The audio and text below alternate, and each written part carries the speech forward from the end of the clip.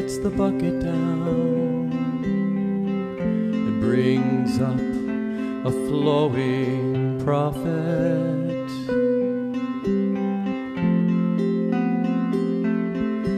Or like Moses goes for fire and finds what burns inside the sunrise. I hear someone say, who?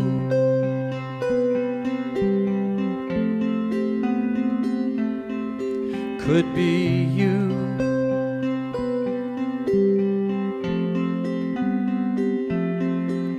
Yes, you could be who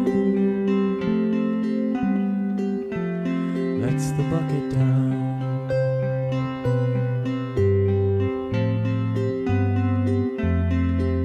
And Solomon cuts open a fish, and there's a gold ring. And Omar storms in to kill the prophet,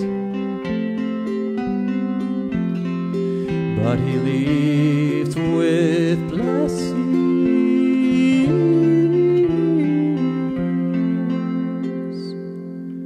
And an oyster swallows one drop.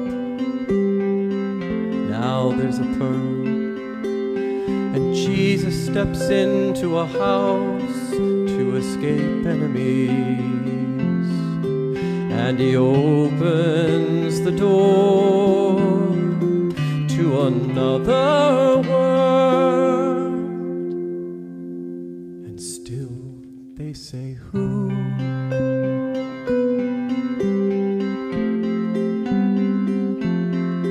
Could be you.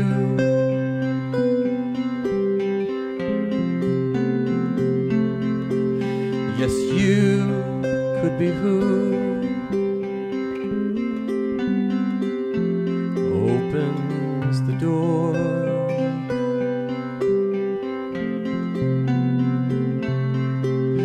But don't be satisfied with poems and stories of how things have gone with others. Unfold your own myth so that people will understand.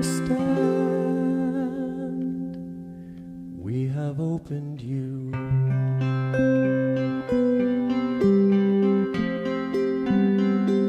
We have opened you.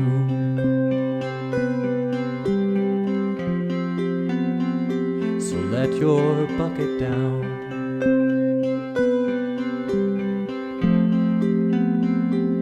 And open up your door.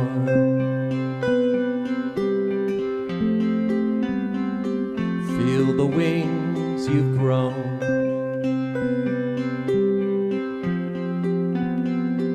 And leave with blessings.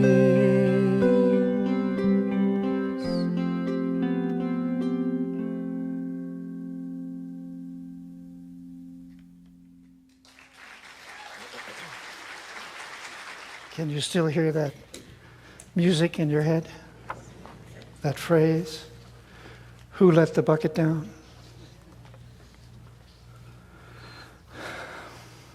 Every time I come on the stage and I'm following Chris and following the musicians, I'm aware that something extraordinary is going on, that something powerful is happening in us, between us, as we listen to this music.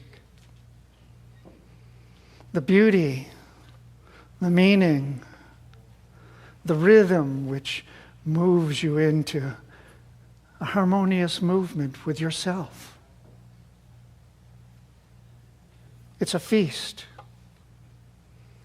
and we get to partake of it every time we're together. This is a center for spiritual living. And we aren't here to talk about spiritual living, we're here to do it. And we're doing it right now. So I want to point out, you're never not doing it. And so pay attention today and every day everywhere that you are, but here right now to what's happening in you, because that's spirit moving. That's spiritual living.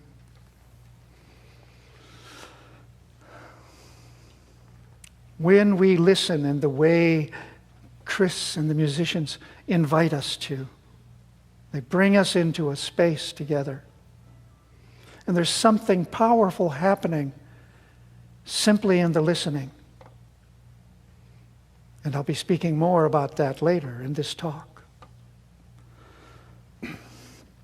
The title of this talk is The Hero's Adventure. And I think whoever did this title really meant the hero's journey. They're the same thing, so I'm going to talk about the journey. It's a journey, an adventure that everyone must take. We know this, by the way, because cultures through time all around the world have again and again repeated these stories, these myths about heroes. Each culture has their own twist on it, does it a different way. But what happens is that each culture, through their myths, says, this is what it is to be fully human. This is what it is to be, in our words, all you can be. So a myth is describing some ideal towards which we move, towards which all of our life is directed, our development. And in our culture, where bigger is better and we supersize everything, we don't just have heroes, we have superheroes. Right? With superpowers. And perhaps super egos. So, I want to talk about the hero that is currently being presented in our culture.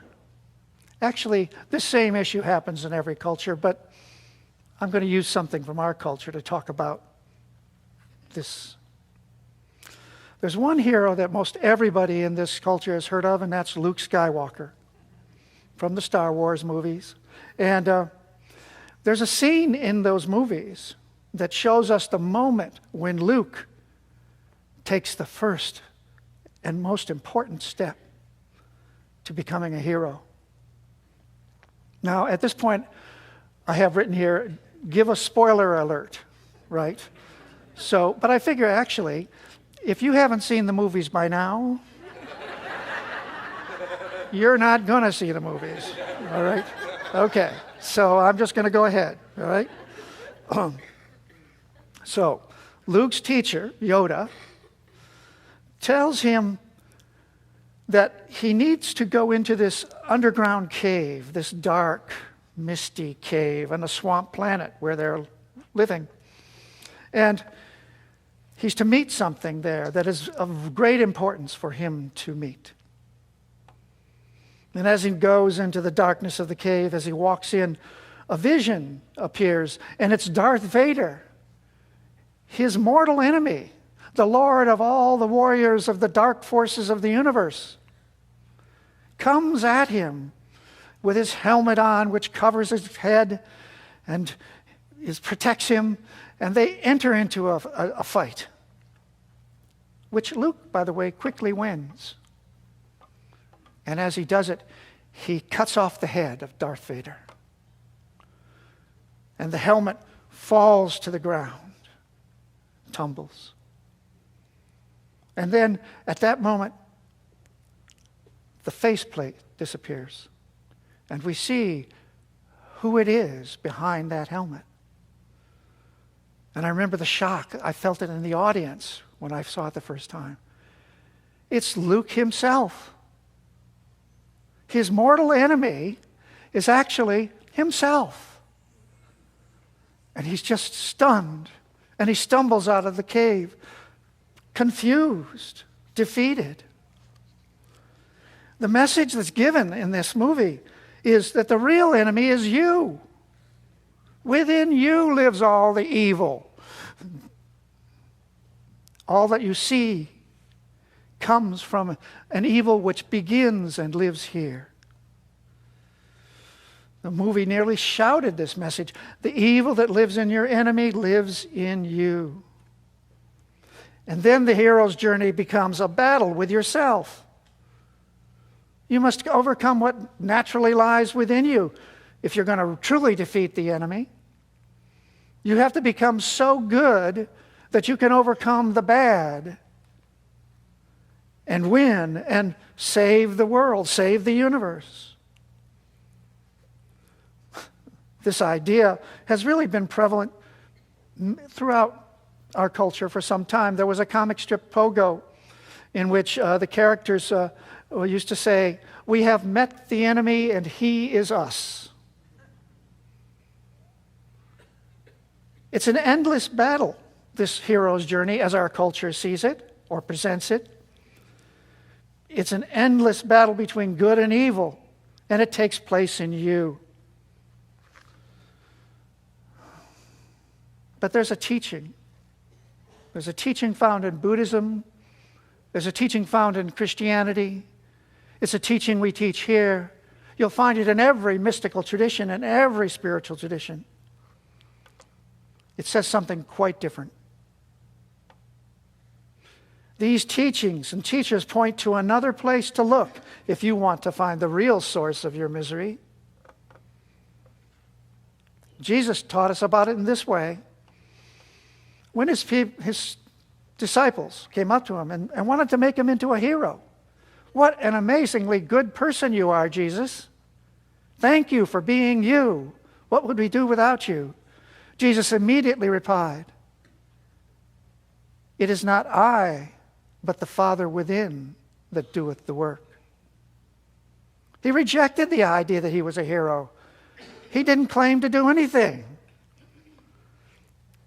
He knew that there was something that gave him everything, and it lived within him. And the Buddha taught the same thing. When he became enlightened, and enlightened really means to awaken from the dream, to see actually what's really here, not be caught up in the dream's agendas or ideas. But, okay, I'm awake, I see what's actually here. His very first teaching on awakening was, there's no you. There is no self. The one that you imagine is causing everything you do, that is the source of your energy, your activity, your plans, that you are somehow a being who puts it all together, makes it happen. There is no such being. It's at the heart of Buddhist teaching, and you don't understand Buddhism until you understand how that could possibly be so.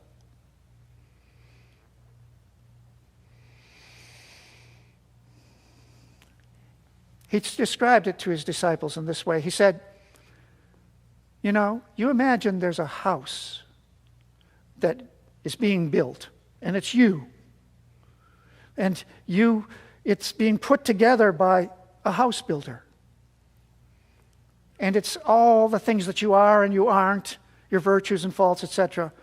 But he said this to his disciples, as he said about everything, by the way. Look for yourself. You'll never find the house builder. You'll just wander endlessly looking for him. Both of these spiritual traditions are saying something about who we really are, what we really use to be in the world. We have ideas that we're independent egos that can move ourselves here and there. But the truth is, we're moved by something much greater. In both these traditions, they say it's not what lies within you that's the enemy.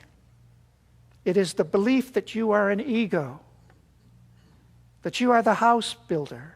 It's that belief that's the enemy. That's the belief that you have to deal with. That's what you have to get beyond, not some enemy outside or within you. It's very hard, I think, for us to understand how this could possibly be so, because our culture is so involved in psychology, so involved in the understanding of independence and freedom and the ability to do what I want to do and how important that is. That's all speaking about truth, but it's all filtered through this idea that what I am is an ego and what you are is an ego, and never the twain shall meet. We'll never be able to meet. We're in separate skins, separate bodies, moved by different energies, and we may get together and we may not. Alan Watts, the wonderful spiritual teacher, used to have this phrase, which I repeat again and again. He said, "We are not skin-encapsulated egos." That's what we're taught. That's what we believe. That's the ego that Luke was taught. Oh, in that one lies evil. But to show you what happens as you begin to allow in the message that Buddha and Jesus taught, I want to tell you a story. Imagine, if you will, that you have a friend, a good friend, a long-time friend, a friend that you have spent many, many Saturdays with over the years. And you go there and your friend's wife welcomes you and you sit together, the three of you, etc., and talk and enjoy your time together. And you return again and again. And inevitably, on those Saturdays, your friend brings out a deck of cards and the card game begins. Your friend is a master card player. In fact, you rarely win. But as you're playing this game, you're saying, well, I'm learning something here. I'm learning more and more about strategy. I'm learning more and more about how to be able to accept defeat. I'm learning more and more about how to be able to improve. And at the same time, you're feeling like, oh, I'm not quite there yet because I keep on losing. I've been doing this for years. I keep losing. And then one day you take another friend with you. And this friend you've told about these people for a long time. And this friend comes and spends a wonderful morning with you, sitting at your side as you're playing cards, enjoying the whole time. And then as you're walking away together, the friend says to you, oh, I see why you love it there so much, why you love those people. But did you know that your friend cheats at cards?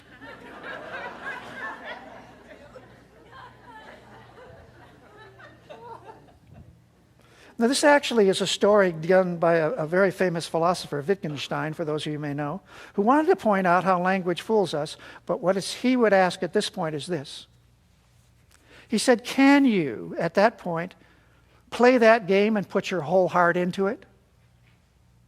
Can you measure yourself like you once did? Oh, I'm getting better? Or feel badly about yourself because you don't seem to be? Can you go back to that game and play it again? Once the game has been shown for what it is, it's very hard to go back and allow it to do all those things that you did. So,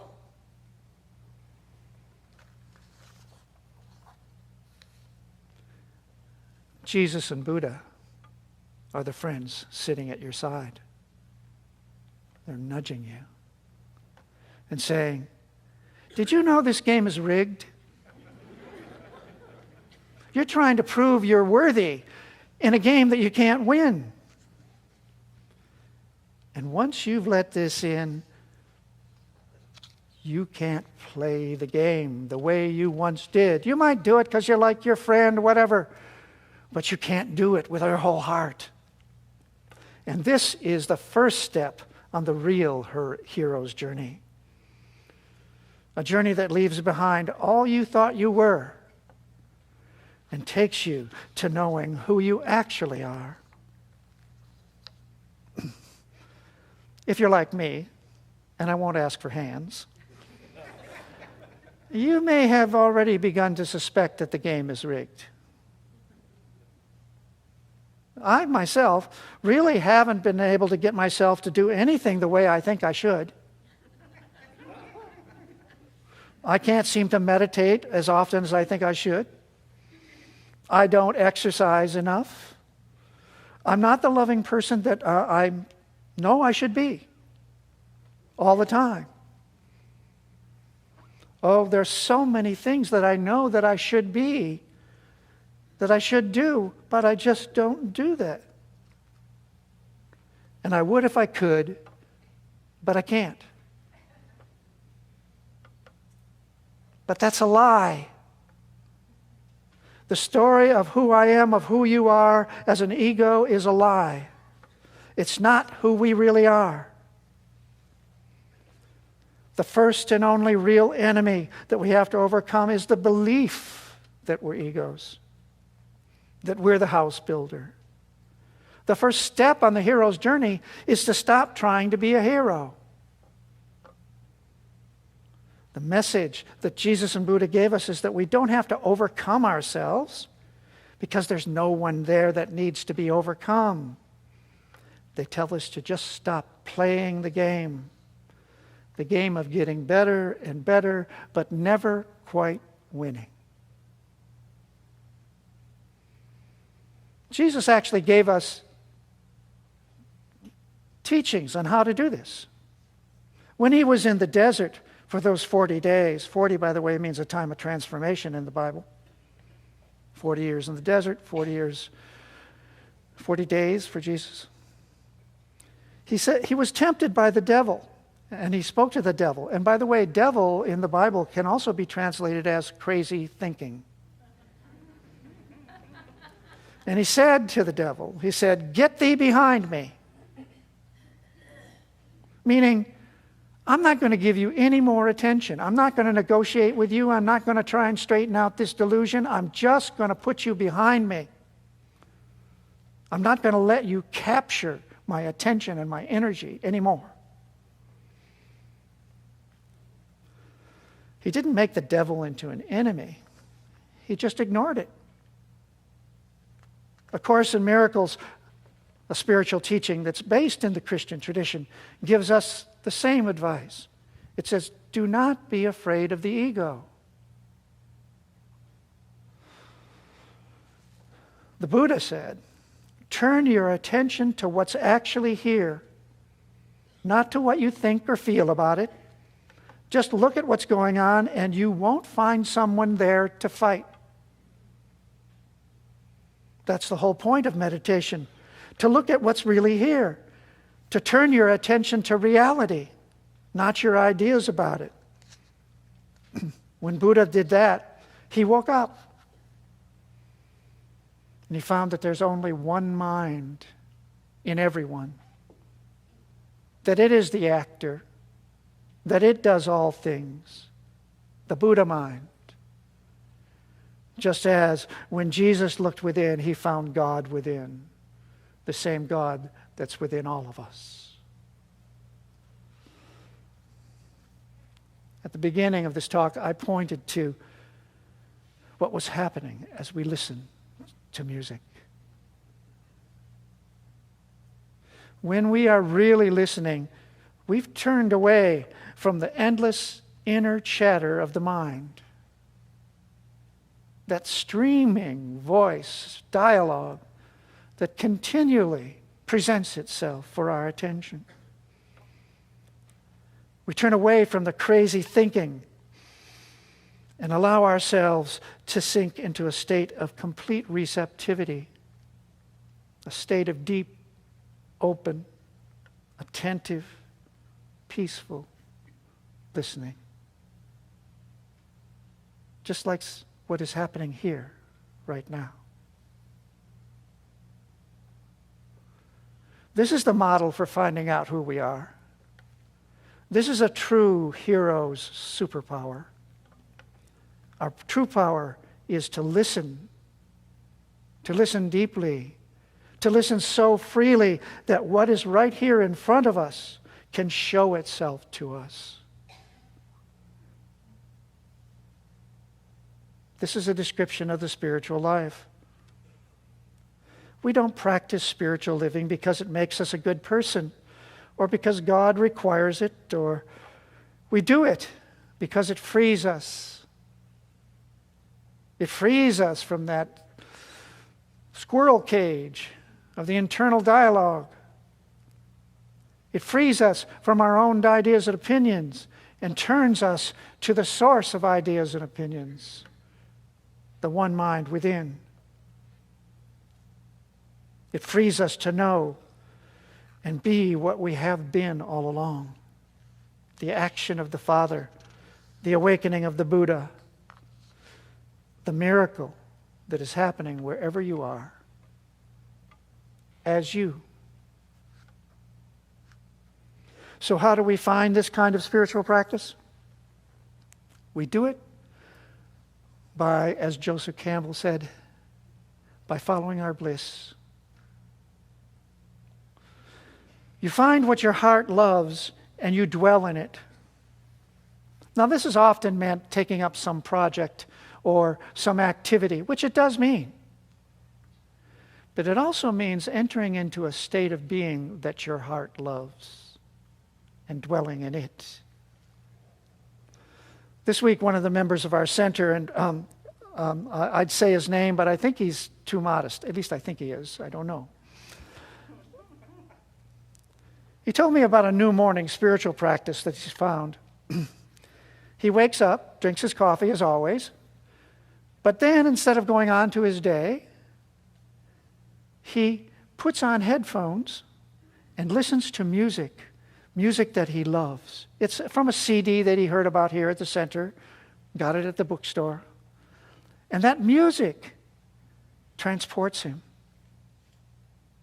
He says, when I put on that, I don't even know how much time has gone by.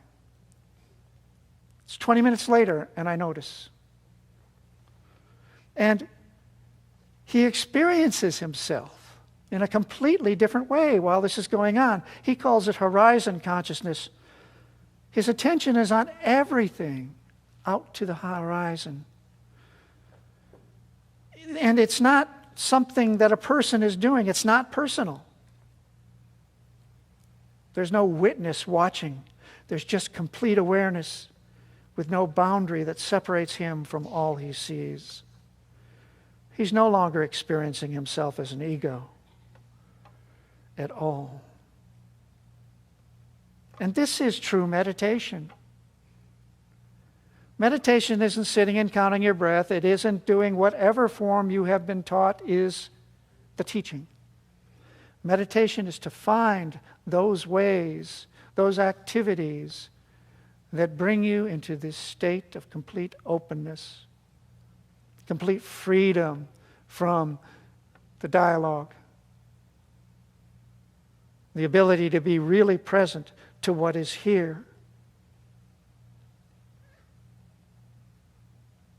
Each of you, each of us, has a unique way of doing this, of releasing ourselves from living as the ego.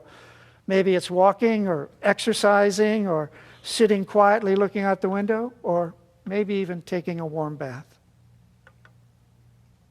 Whatever it is that opens you to simply being here, do that. What opens you to no longer thinking about yourself, what opens you to not even really thinking at all. You see, reality has prepared a place within you that's unique to you where that happens for you. It may happen in many ways, but it happens for you uniquely. Spiritual practice is about finding that place and learning to dwell there so that you can take that place with you no matter where you go.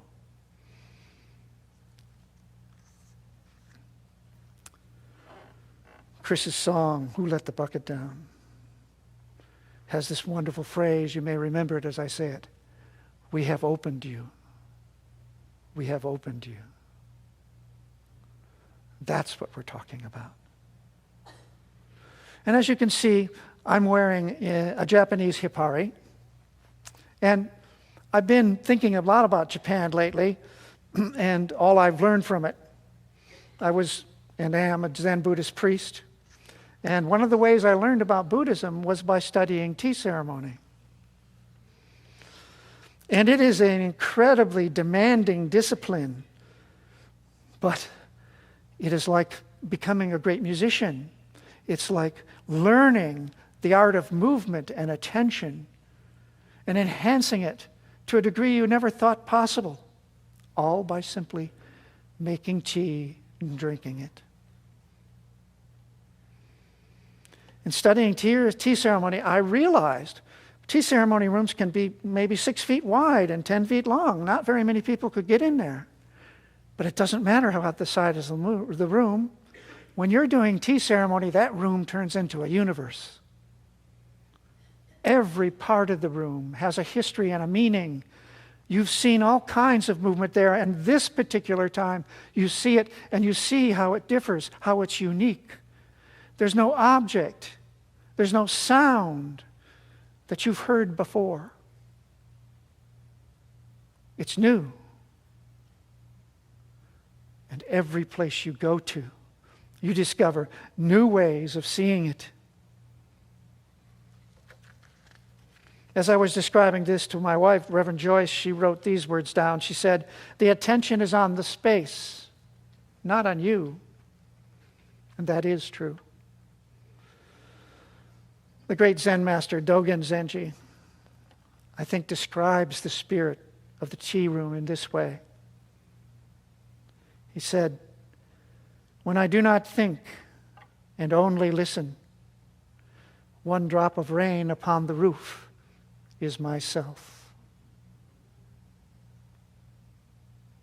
In that space, Buddhism teaches you'll learn so much more about who and what you actually are than your ideas would ever have been able to lead you to. Because everything is felt and heard and seen in that not personal space. When we ultimately learn to use this superpower that I'm calling listening,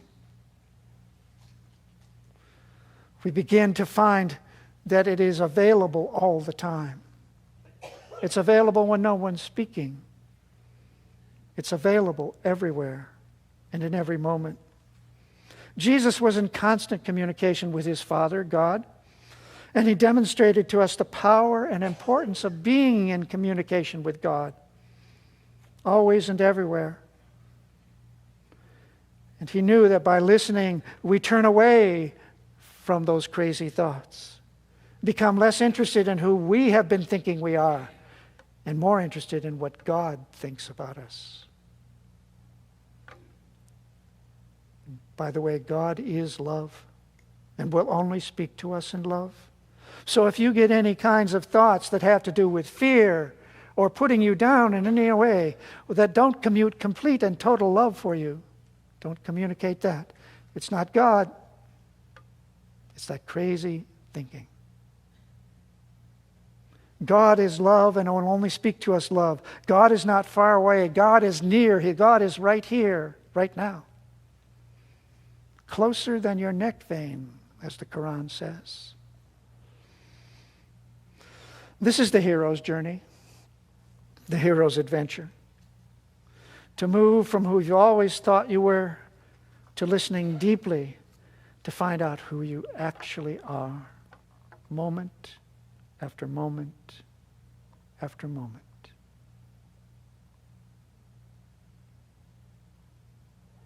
Thank you for listening. And please join me in prayer.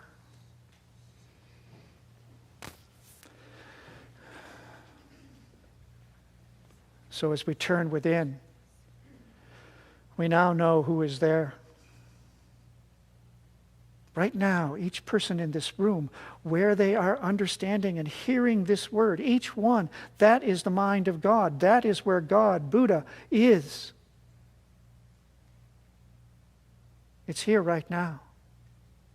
It's what we know and understand with. And it is infinite. It is not bounded by the names we have given ourselves, by the histories we imagine that we have had. No, we are infinite, eternal beings. And that infinite, eternal being is knowing its life right here, right now, as the mind of each person right now, where each one is hearing this word. So now that we know this, I speak this word knowing who is speaking and who is listening. And I accept that it is totally understood, uniquely, perfectly, as it is heard.